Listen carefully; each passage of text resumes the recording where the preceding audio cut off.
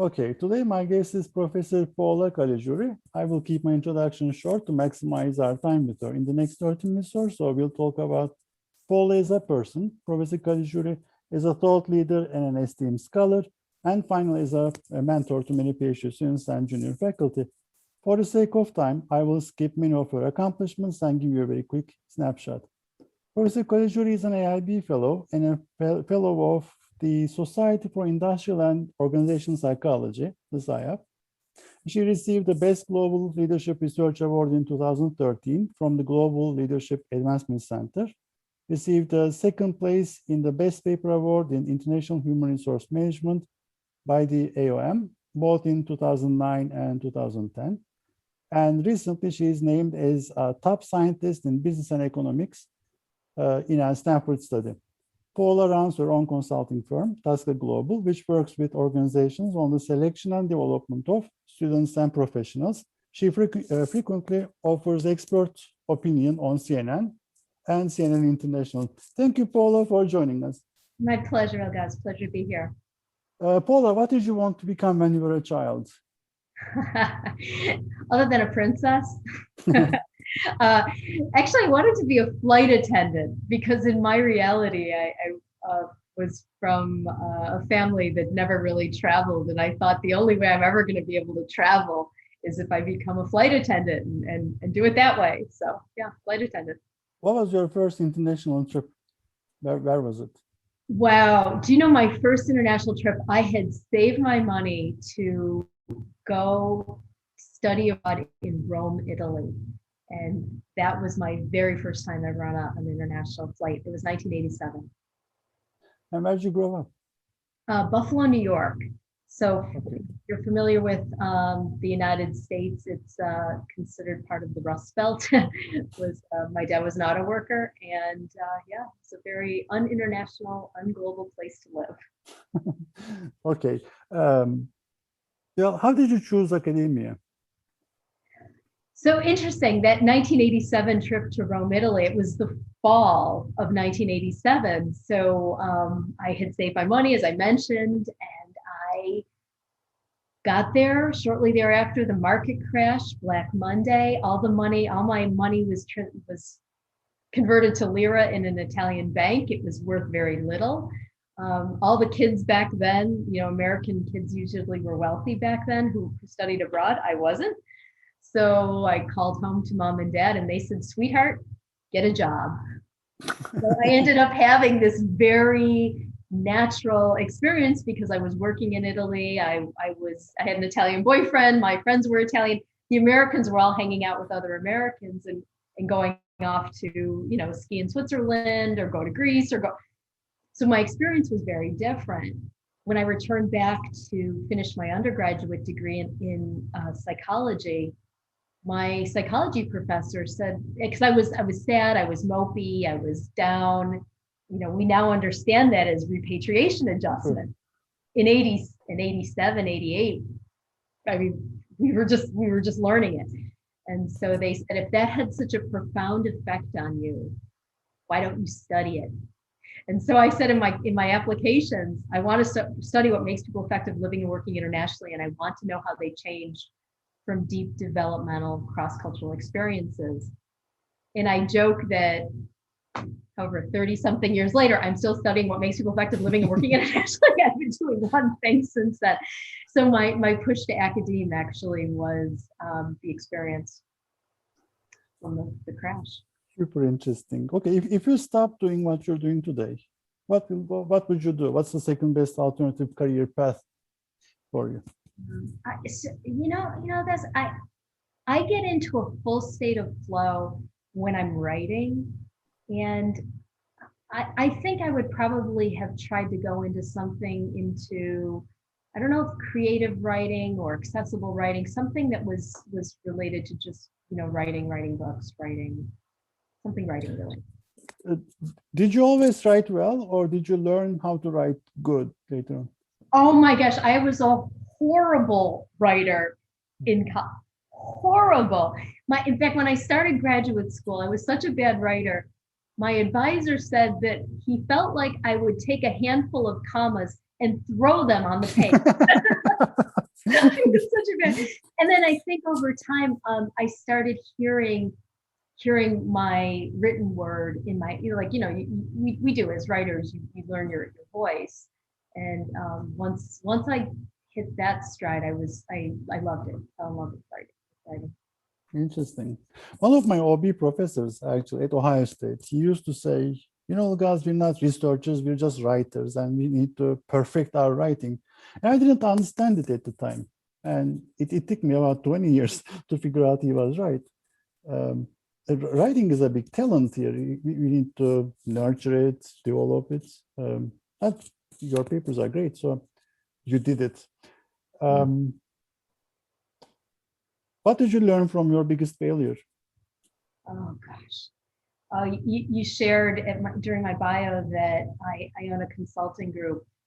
The previous iteration of that consulting group had actually started in the late 90s. When I finished my dissertation, I actually had data on predictors of expatriate success. And I had a client, I didn't know was to be a client, but somebody came up to me at the time and said, Paula, why don't you turn that into an assessment tool? So fast forward, I did. I started a small consulting group while I was, trying to be an assistant professor. And actually, I thankfully both were doing well, but on the consulting side, everyone was giving me advice. Don't take on office space, don't take on headcount, don't carry any expenses you don't absolutely need. But things were building and building, and I was kind of getting caught up in the momentum. I had 4 employees, we had office space, it was doing well. I was able to focus on my academics while they did, everything related. And then unfortunately 9/11 happened, and overnight, all of our revenue dried up, and I was undercapitalized. So within months, I had to break the lease, let everyone go, and I basically folded it in and kind of retreated it, and then it reemerged later as Tasca Global. I learned a lot. I learned to take good advice, that's for sure. And I certainly don't take on office space or headcount unless I absolutely have to anymore. True, but your research is very related to, it's very consultable. It's very consultable material. What are you most proud of? Oh boy, there's been a few moments recently that I'm very proud of. And this is just a very personal story. My mom passed away in December, and you mentioned the Stanford study. When I found out that I made that list on the Stanford's top scientists, my mom was there, and I went, "Oh my God, Mom!" She goes, "What's wrong?" I said, "Well, oh my gosh, I made this list," and she gave me a big hug. She said, "I'm so proud of you." And I think it was at that moment you realize, just when you don't think you're, my mom was 91 when she passed, and I thought she maybe didn't really know what I did. I realized she fully did. I just had a book come out a few weeks ago, actually, and I was able to share with her that the book was dedicated to her. And it was a special moment, and it was one that made me proud. I'm sorry she never was able to see it in print. That's beautiful. Okay, Paula, any regrets? Have you got any regrets? You haven't lived if you don't have regrets. Oh gosh, yeah. I mean, let's go with something that's sort of fun. I was never athletic, and I never learned sports, right? I never did anything that required eye-hand coordination. Now there's all this great research that's coming out in cognitive psych saying that, the intellectual develops along with the physical. So I kind of regret not putting more energy into kind of my sort of physical conditioning, right? Just like eye-hand coordination or balance or agility. And so it's a silly regret, and certainly I could give you a more serious one, but that one I think is very. That's interesting. Actually, not many people. Now that I'm thinking about how many people say, "No, I never had regrets. I will never have regrets," that number is higher than people saying, "Yes, I have regrets," and here are a list of them. Wow, if you don't have regrets, you're not trying hard enough. Perfect. Research. Let's say you're stranded on a side of the road in a small village. Locals don't know about you. So the idea is, how do you explain your research to people who don't read your work regularly, that who are not academics? And how do you explain why your research is important? So I'd very simply say, I study, you don't know me, I don't know you, but we're from two different cultures. I study what makes people like us comfortable with each other, what makes people like us trust each other, what makes people like us want to spend time together, what makes people like us want to work together. So anything I would explain it in a way, depending on the context of where I stopped to meet these people, anything that would demonstrate how one, we're different, and two, we could trust each other and collaborate. Sure. So that's how I would explain it. That's very good. So in your opinion, what is the omitted variables? What are the understudied, underdeveloped areas in IB research? So I'm very specific. So as you mentioned, I'm in HR OB, but I'm even within OB, it's a little different. I'm industrial psychology. And even with industrial psychology, I'm considered micro. So I study kind of what the phenomenon of individuals, in the context. So IB kind of scales up. So what happens to people when they're in situations of novelty, and what happens to people in situations of novelty that affect the ability to transact international business. So kind of rolling all that back, because I study people in novelty, cross-cultural differences, I'm fascinated by the fact that, we keep defining culture as the thing that happens within national borders, when I think there are far more interesting differences that happen from different socializing agents, such as generation, like generational differences nested within cultures, or urban, rural, cosmopolitan, local, just very, very important socializing agents that differ from sort of the institutional effect that creates something we call culture. I think culture matters. I've built my career on that, but I think there's more. Well, generational differences are also in sociology, right?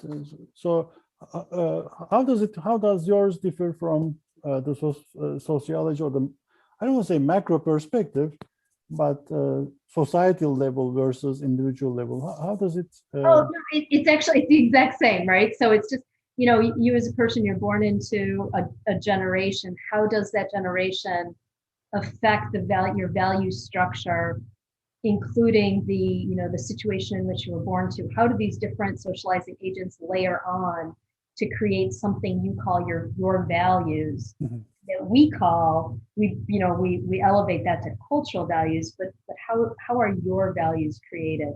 So generation, your education, how you were raised, religion, you keep layering on socializing agents, and eventually we get something. And our own dispositions, our own personality traits, they all roll together to create something called values. It'd be interesting to play with that a little bit more going forward. Sure.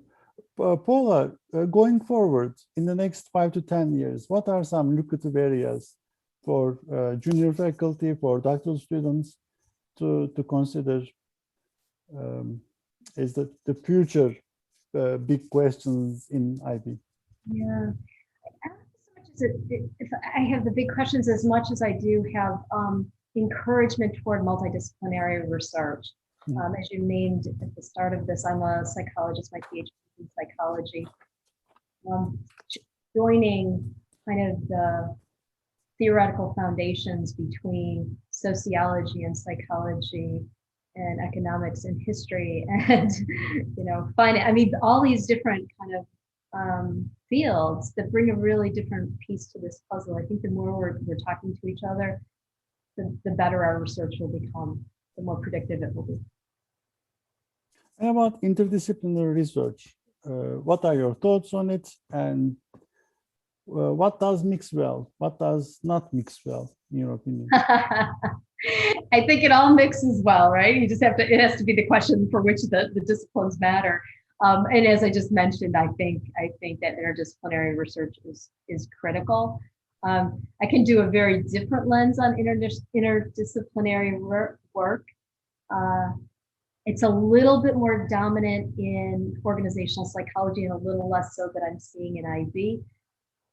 Again, very different. This isn't interdisciplinary in the academic sense. I've already talked about that, but interdisciplinary in our professional sense.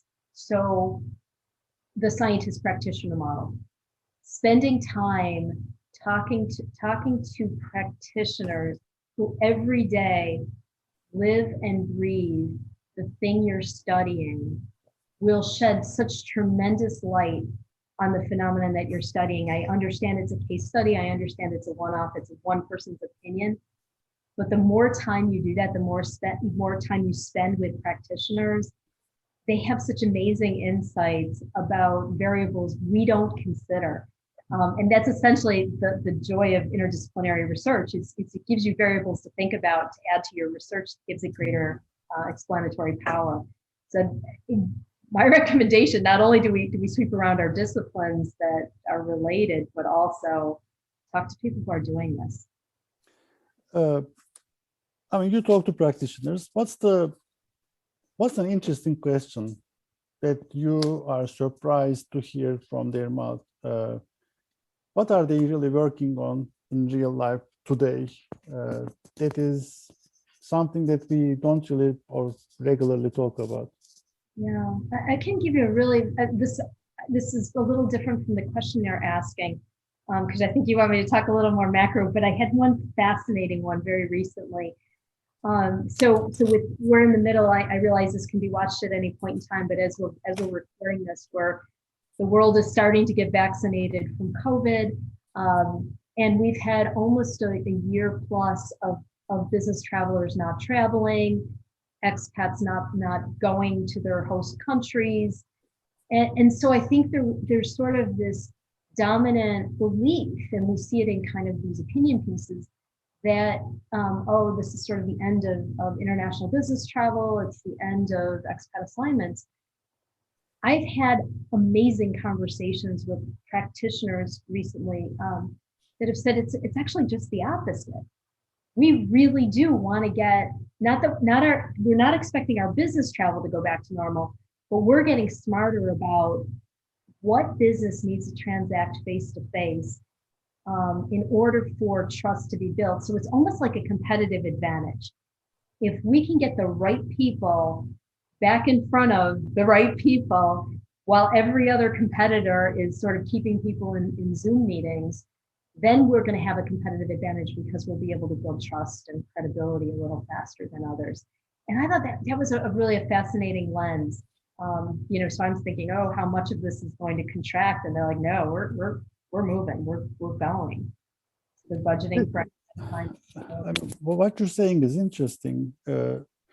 So they are saying to you that it is not possible to build trust over Zoom, right? Again, I don't know that it was a sweeping generalization. I think once a relationship is formed, that Zoom is fine to keep maintaining and fostering the relationship. I think what they were saying was they still believe that human interaction has a competitive advantage in certain jobs and roles and functions. So I think it's where is trust needed the most? Where can we actually gain competitive advantage by saying, nope, we're willing to put people, of course, safety matters and all the other health and well-being matters, but there are certain circumstances under which we believe it's competitive advantage to put people. It's interesting. So among the interviewed scholars, there are some deans and people who say, it's very difficult to justify a $5,000 international trip in a conference from now on, because now Zoom is $50. 50 versus 5,000 isn't the same. And there are some people, they say, conferences have to be in person. We missed the touching part. We need to be next to our colleagues. This is interesting from the perspective of the practitioner. They are identifying there is something missing in the equation that leads to building trust and relationship building. This is quite interesting. About advice, about mentor, who was your advisor? Who was your mentor in the program? Right. So my PhD is in organizational psychology. I went to Penn State for my master's and PhD. My advisors were Rick Jacobs and Jim Farr. So they're both well-known organizational psychologists. And my minor was actually in statistics, and C.R. Rao was my advisor. My first two publications were in statistics. Okay. What was the best advice you received from them? Wow. Oh God, they've given me so much advice over the years. Best advice. It's funny. They always kind of across the board, even with my advisors from undergraduate, I have a certain style. I'm kind of accessible, and it doesn't fly. My style doesn't fly everywhere equally around the world. I know I have to meter it and monitor it, and they basically said, be authentic, be yourself. You can be as academic as the next person, but you have a style and you're as a person, stay true to you. And I really appreciated that. It enabled me to not try to conform to everything about academia, but to really bring my own self to the field. Among the PhD students or junior faculty in these doctoral consortiums or conferences that you meet, or in your institution, what are some of the common mistakes that you see they make, and what are the things that they should not do? What is your advice to them, to faculty, to junior faculty and PhD students? I always recommend that people, as I mentioned before, that they talk to practitioners. I think we train, as we need to, right? We train our doctoral students and junior colleagues to, kind of head down, fully immerse in the literature, 100% embed yourself in theory and scholarship and build off of the theory. And I think some of the biggest aha moments for me were, in these kind of conversations with practitioners. But to get there, to be able to have those conversations, you need a skill that most academics at the junior level don't have. We tend to gain it as we get a bit older. And that is being able to communicate what we do and how we do it in a way that they can hear it and appreciate it. They can, of course, understand it. Practitioners in our fields are bright, but can they fully appreciate it? So we like to talk about our models and our theories, and this, okay, we don't need to talk. Just tell me what it is you're really trying to better understand, and what have you found, and being able to say that in a way that resonates. So any tools, any resources, capabilities that the PhD students should develop or junior faculty should develop to be able to make this translation between academia and talking to practitioners, to explain what they are doing, why is it important, what do they really need to develop? Yeah, because it's a good question. My sense is that what we need to be training, especially doctoral students on, is, okay, it's not just doing your research papers. We know how to train students to do that. But I think there's a few other skills. One of them would be taking your great research study, your article that was just accepted, your article that was just published, and being able to convert that finding into a 500, 800 word LinkedIn post, or 500, 800 word article that would go into a magazine or something, some publication, and trying to get it to be shared in a way that's accessible and usable. So if you can take your research, translate it into something written, and then go one step further and be interviewed about it, or being able to communicate it with practitioners, present to a practitioner network, being able to communicate it in another way. I think the more we teach that at an earlier stage, the the better that rhythm, that scientist practitioner rhythm will happen and occur more naturally. Thank you. That was very helpful. That's a very actionable thing. It's a very actionable takeaway. Last question for the sake of time. What's the question that I should have asked you but haven't? What did you ask me but didn't ask me? How about, are you happy? Okay, here you go. Are you happy? I am, thank you. I just feel so blessed, inspired, whatever phrase you want to use, by the fact that I get to get up every day and have this kind of a career. I really do. This has just been a great career. And it's not over yet. Perfect. Paula, thank you so much. I learned a lot. Thank you for your time. Oh, my pleasure, guys. Take care.